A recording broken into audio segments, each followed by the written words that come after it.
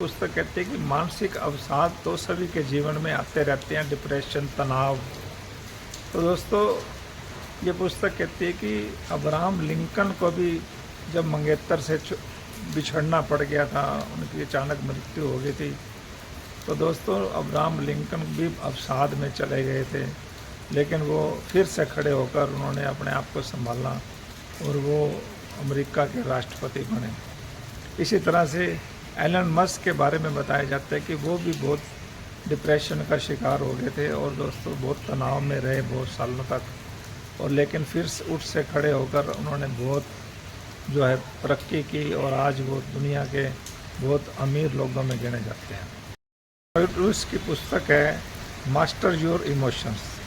ये पुस्तक कहती है कि भावनाओं को समझना बहुत ज़रूरी है, उन पर नियंत्रण करना ज़रूरी है, उनको व्यक्तिगत विकास के अंदर कैसे इस्तेमाल करें और उनको साधन बनाकर कैसे खुशियों को प्राप्त करें, ये इस पुस्तक में बताया गया है।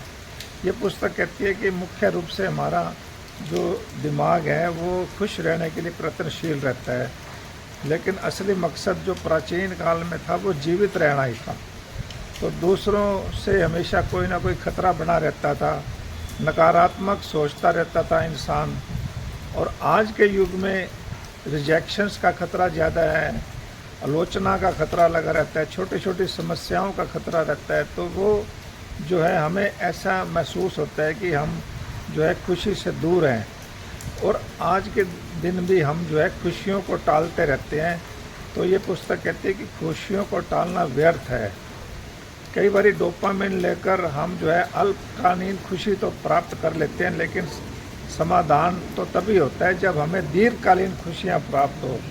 तो दोस्तों, खतरों से निपटने के लिए हमें सबसे पहले तो ये देखना होता है कि जो ये खतरे हैं वो वास्तविक हैं या काल्पनिक हैं।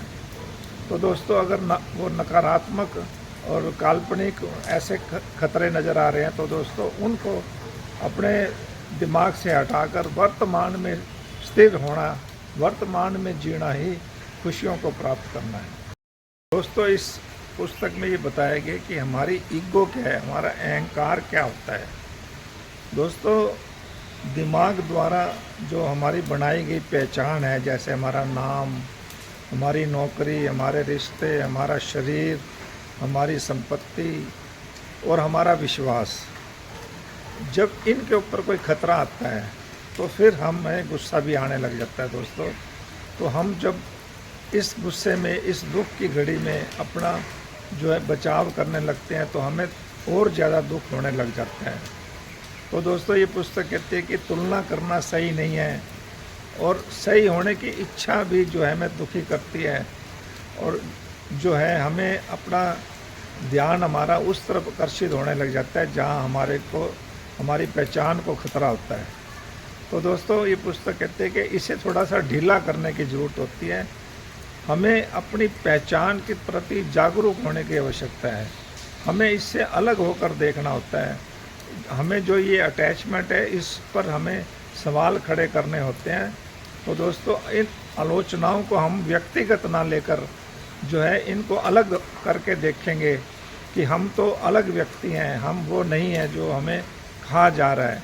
तो दोस्तों, हम उस ईगो से बाहर निकल आते हैं, अहंकार से बाहर निकल आते हैं। दोस्तों, इस पुस्तक में बताया गया कि जो इमोशंस हैं, जो भावनाएं हैं, उनकी प्रकृति कैसी होती है। दोस्तों, ये स्थायी नहीं होती, ये अस्थायी होती हैं।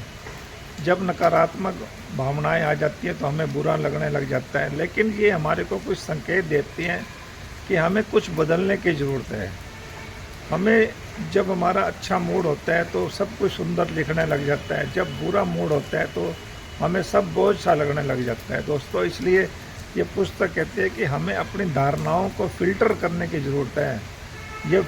ये भावनाएं हैं हमें सिखाती हैं कि हमें कहाँ कहाँ फ़िल्टर करना है, और दोस्तों हमें संकेत मिलता रहता है कि हमें कहाँ बदलने की ज़रूरत है। तो दोस्तों, इन भावनाओं को अस्थाई समझना है, तो फिर हम अच्छे मूड में रहते हैं, अच्छा सोचने लगते हैं, पॉजिटिव सोचने लगते हैं। इस पुस्तक में इमोशनल ग्रेविटी के बारे में बताया गया कि भावनाएं हैं वो विचारों को आकर्षित करती हैं। हमें उन विचारों को एक्सेप्ट कर लेना है, स्वीकार कर लेना है। तो दोस्तों, जब हम उनको स्वीकार करेंगे तो हम अपने आप उनको संकेत समझकर उन अपने अंदर बदलाव लाएंगे। तो हम जो नकारात्मक विचार भी आ रहे हैं उनको हम पॉजिटिव बना लेते हैं। पुस्तक के दूसरे भाग में ये बताया गया कि इमोशंस का, भावनाओं का हमारे जीवन पर प्रभाव क्या पड़ता है। सबसे पहले तो है नींद। अगर हम नींद कम लेते हैं, हमारे अंदर चिंता, डिप्रेशन, नकारात्मक भावनाएं पैदा हो जाती हैं। तो दोस्तों, हमें अपनी नींद को पूरा करना है। नियमित समय पर, अंधेरे वाली जगह पर और ऑफ स्क्रीन होकर, मोबाइल वगैरह को दूर करके हम अपनी नींद को ठीक कर सकते हैं। तभी हमारा मूड भी ठीक होने लग जाता है। ऐसे ही दोस्तों, शरीर के ऊपर इसको प्रयोग करेंगे, भावनाओं को देखेंगे। तो दोस्तों, अपने शरीर के लिए हमें एक्सरसाइज करेंगे, वॉक करेंगे, स्ट्रेच करेंगे। तो दोस्तों, हमारे अंदर से नेगेटिव फीलिंग, नेगेटिव इमोशंस चले जाते हैं। ऐसे ही दोस्तों, इसमें पुस्तक में बताया कि विचारों के ऊपर, जो विचार हमारी भावनाएं पैदा करते हैं, तो नकारात्मक विचार जो है वो उनको हमने पहचान करके उनको चुनौती करनी है और दोस्तों उन विचारों को सकारात्मक की ओर मोड़ना है। तो कभी कभी नकारात्मक शब्द यूज़ करने से भी हमारी भावनाएं बिगड़ जाती हैं। तो जैसे हम कह देते हैं कि मैं ये नहीं कर सकता, तो ये शब्द नकारात्मक हैं, ये हमारे भावनाओं को बिगाड़ देते हैं। इसके लिए हमें जो है अच्छे, बेहतर शब्द यूज़ करने हैं जो हमारे अंदर पॉजिटिविटी लाएं, जो हमारा मूड बदल देंगे। दोस्तों, इसी तरह से सांस लेने के से भी हम अपने भावनाओं को प्रभावित कर सकते हैं। अगर हमारी गहरी धीमी सांस लेते हैं तो हमें शांति मिलने लग जाती है। अगर हम अच्छे वातावरण में, माहौल में, अच्छे लोगों के साथ रहते हैं तो हमारा जो है मूड प्रभावित होने लग जाता है। हम सभी चाहते हैं कि हम साफ़ सफाई वाली जगह पर रहें, अच्छे लोगों के साथ रहें और अच्छे माहौल में रहेंगे तो हमारा मूड जो है वो सकारात्मक हो जाता है। इसी तरह दोस्तों, संगीत का भी बहुत महत्व है हमारे जीवन में।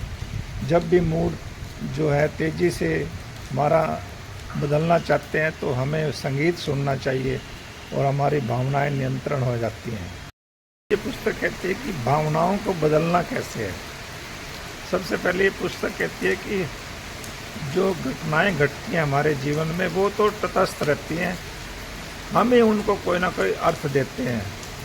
तो जब कोई घटना घटती है हम उसकी व्याख्या करने लग जाते हैं, उसके मीनिंग निकालने लग जाते हैं, फिर उनकी पहचान करने लग जाते हैं।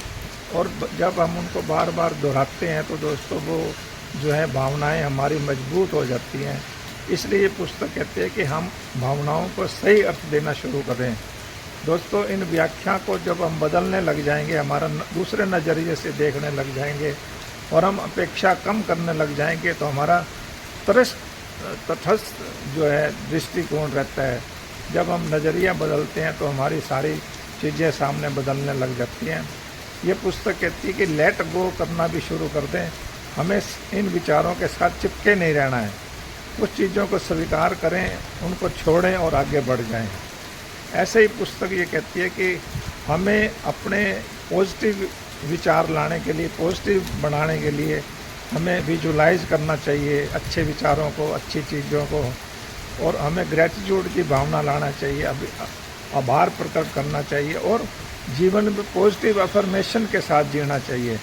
इससे हमारा माइंड रीप्रोग्रामिंग हो जाती है और हम जो है पॉजिटिव भावनाएं हमारे अंदर पैदा होने लग जाती हैं। और साथ में ये पुस्तक कहते हैं कि हमें अपने व्यवहार को भी बदलना है। व्यवहार बदलेंगे तो भावनाएं बदल जाती हैं और ये हमारी जो है मूड बदलने से हम छोटे छोटे कदम उठाकर हम अपने भावनाओं को बदल सकते हैं। हम नकारात्मक से सकारात्मक हो सकते हैं। इसी तरह हमें अपने वातावरण को बदलना है। नई जगह, नए लोगों से मिलकर नई दिनचर्या बनाकर हम अपने जीवन को बदल सकते हैं। तो दोस्तों, ये पुस्तक ये कहती है कि समाधान क्या है। समाधान तो है कि हम अभी नया जगह पर जाकर नई सांस की विधियां देखें और दोस्तों अपने डिस्ट्रैक्शन को बढ़ाएं, उन विचारों से दूरी बना लें जो हमारे को नकारात्मक लगते हैं। और दोस्तों दीर्घकालीन अपना सुधार करने के लिए, समाधान करने के लिए हमें अपनी सोच बदलनी है और हमने अपनी आदतों को बदलना है। दोस्तों ये पुस्तक कहते हैं कि हम अपनी ग्रोथ के लिए, अपने विकास के लिए इन भावनाओं को कैसे इस्तेमाल करें। सबसे पहले तो ये पुस्तक कहती है कि हमें नकारात्मक भावनाओं को गाइड की तरह समझना है। वो हमारे लिए गाइड है, एक संकेत है कि हमें क्या बदलने की ज़रूरत है। हमें उन इमोशंस को रिकॉर्ड करना है, उन भावनाओं को रिकॉर्ड करना है, डायरी बनानी है और दोस्तों पैटर्न को समझना है कि रोज़ हमारे साथ ऐसा क्या हो रहा है जो बदलने की ज़रूरत है। तो हम दोस्तों फिर हमारा कंट्रोल बढ़ने लग जाता है, हम खुद को स्वीकार करने लग जाते हैं, प्रगति पर फोकस करने लग जाते हैं। तो दोस्तों कोई भी व्यक्ति परफेक्ट तो है नहीं, हम नई शुरुआत करते हैं तो हम जीवन बदलने लग जाते हैं। दोस्तों ये पुस्तक कहती है कि जो भी कोई हमें जीवन में आलोचना करता है तो उसको हम एक जानकारी समझें, फीडबैक समझकर काम करेंगे, उसको व्यक्तिगत ना लेकर जो है हम अपनी ईगो की रक्षा करने लग जाएंगे। ऐसे ही दोस्तों स्ट्रेस, एंग्जाइटी जब हमारे जीवन में आती है तो ये भविष्य की कल्पना करने से ही आती है। हमें अभी इस बात पर फोकस करना है कि हम क्या कंट्रोल कर सकते हैं, लेकिन हमें दूसरों की राय की चिंता नहीं करनी, खुद को महत्व देना है कि हम इसके बारे में क्या सोचते हैं। दोस्तों ये पुस्तक हमारे को ये बताती है कि जो है हमें दूसरों को माफ़ करना सीखना है, अपनी कम्युनिकेशन बढ़ानी है, तो दोस्तों हमारे रिलेशन अच्छे बन जाते हैं। और ये पुस्तक कहती है कि जीवन में तुलना करना बंद कर दें, दूसरों से प्रेरणा लेकर आगे बढ़ना है, ना कि उनसे कोई जेलसी करनी है। ये पुस्तक कहती है कि जब हमारे अंदर डिप्रेशन की भावना आती है, तनाव आ जाता है, तो ये एक असंतुलन हमारे जीवन में पैदा हो जाता है, तो कोई उद्देश्य की कमी का संकेत देता है। तो सबसे पहले हमें किसी की मदद लेकर, छोटे छोटे कदम लेकर आगे बढ़ना है, अपने आप को चेंज करना है। किसी तरह का डर है हमारे अंदर, तो दोस्तों डर भी हमारे विकास का संकेत होता है। हमें अपने कंफर्ट जोन को छोड़कर आगे बढ़ते हैं तो शुरू में हमें डर लगता है, लेकिन वो हमें अल्टीमेटली विकास की तरफ ले जाता है। हमें असफलता का डर छोड़कर छोटा छोटा काम शुरू करना है, किसी तरह की आलस नहीं करना है। तो हमारे सामने स्पष्ट विजन होना चाहिए और अच्छे लोगों का साथ होना चाहिए, प्रेरक लोगों को अपने जीवन में वापस लाएंगे तो दोस्तों हमारी भावनाएं नियंत्रण हो जाएंगी, हमारा व्यवहार अच्छा हो जाएगा, हमारे शरीर पर अच्छा असर पड़ेगा, हमारा वातावरण बदल जाएगा। तो दोस्तों हम जो है अपने कंट्रोल करने वाले खुद हो जाते हैं। दोस्तों हम अपने मालिक बन जाते हैं। नकारात्मक भावनाएं हमारे दुश्मन नहीं है, ये हमारे लिए विकास का रास्ता खोलती हैं। इसलिए दोस्तों नियमित अभ्यास के साथ, जागरूकता के साथ अपनी भावनाओं को कंट्रोल करना है तो हमें सच्ची स्वतंत्रता मिलती है, सच्ची खुशी मिलने लग जाती है। दोस्तों आपको ये पुस्तक कैसी लगी, इसको लाइक करें, शेयर करें, कमेंट करें और मेरे चैनल को सब्सक्राइब करें। Thank you very much.